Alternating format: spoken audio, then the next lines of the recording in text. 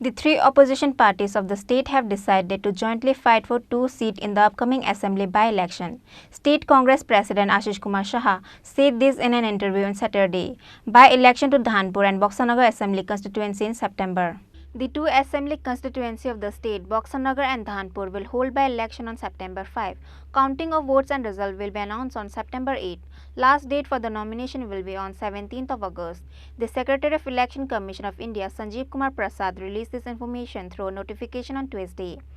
20 Boxanagar Constituent Assembly seat was left empty after the MLA Samsul Haq passed away. Likewise, 23 Dhanpur Constituent Assembly seat also left empty after the Central Minister Pratima Bhaumik submitted her resignation. The Election Commission of India has decided to hold by-election to fill vacancy in 7 assembly constituency of 6 states including Tripura. The 2 assembly constituency of the state, Boxanagar and Dhanpur, will hold by-election on September 5. Counting of votes and result will be announced on September 8. Last date for the nomination will be on 17th of August. Last date for withdrawal of candidates will be on 21st August.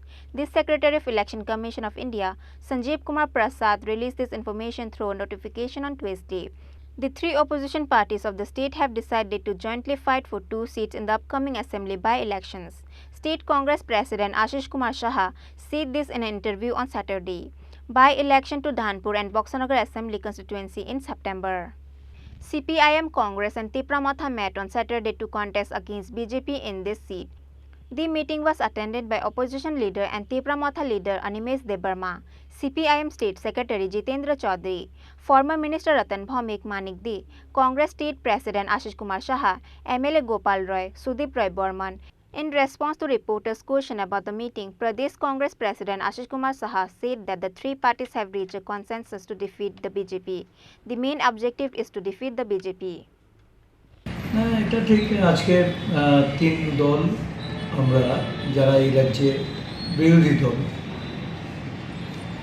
Tripura Motha CPIM দল left ফ্রন্টে এবং কংগ্রেস দলের যৌথ এক সভায় আমরা মিলিত হই এবং আমাদের মধ্যে উপনির্বাচনের বিষয়ে আলোচনা হয়। আলোচনায় বিভিন্ন বিষয় আমরা রাজনৈতিক পরিস্থিতি এবং আগামী দিনের লড়াই করার ক্ষেত্রে তিনটি দল একত্রিতভাবে এই লড়াইয়ে বিজেপিকে হারানোর জন্য ঐক্যমত্যে আমরা পৌঁছেছি। আমাদের মূল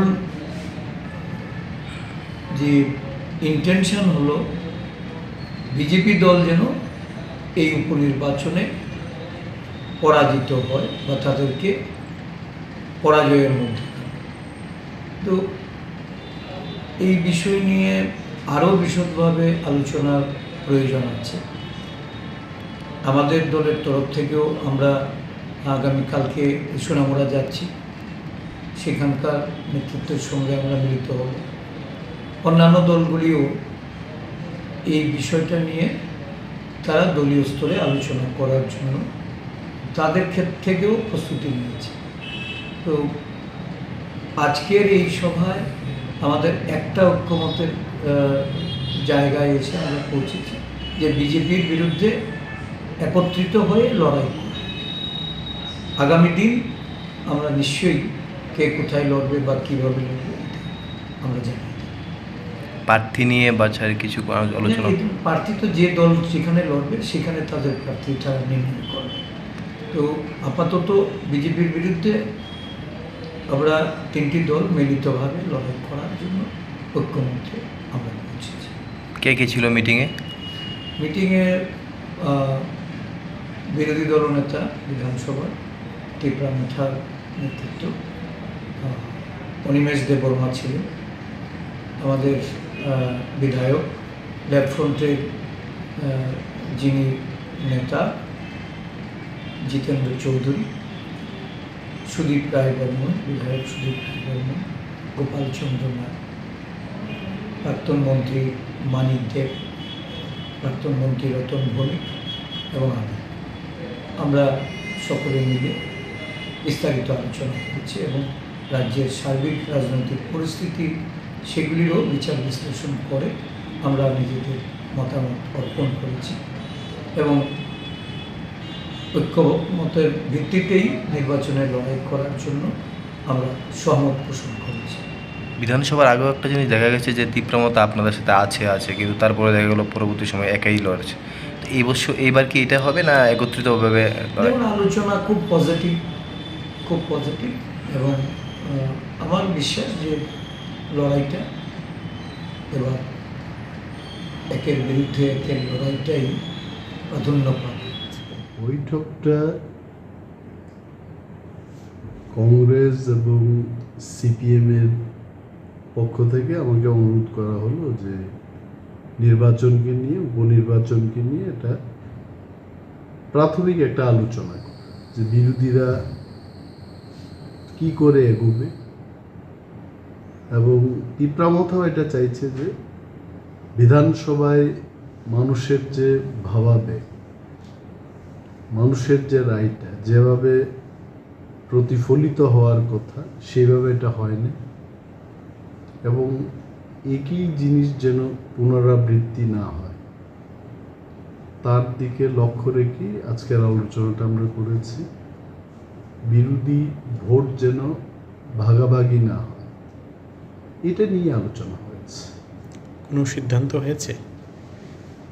সিদ্ধান্ত না, জাস্ট একটা আলোচনা হয়েছে এবং দেখা যাক কি হয়। আমি বললাম যে একা আমি কোনো বিষয়ে ডিসিশন নিতে পারবো না, বক্তব্য শুনলাম এবং আমাদের একটা ধারণা যে রাজ্যের মানুষ যেভাবে চায় সেভাবেই ডিসিশনটা হওয়া উচিত।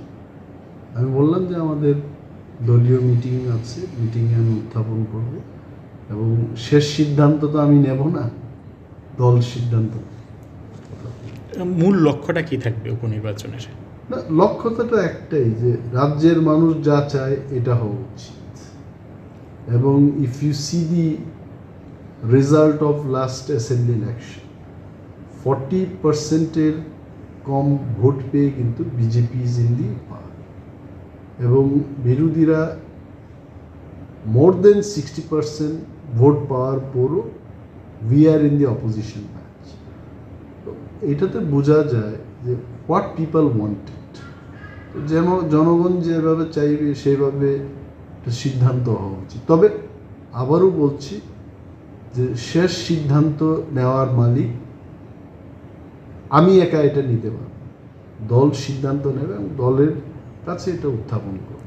আপনারা কি চাইবেন যে 1:1 এরকম নির্বাচন হোক? নিশ্চয়ই উচিত 1:1 লড়াই হয় শ্রেয় অ্যান্ড বিরোধী ভোটে যেন ভাগাভাগি না হয়। We'll just see that how we can materialize all. However, CPIM State Secretary Jitendra Chaudhary did not say nothing regarding the discussion. Now, the Tipra Motha is worried for the people about what they will think about them for jointly fighting in the by-election together with Communists and Congress. However, what will be the future result of this election will get to know in times. Bureau Report, Chini Khorang.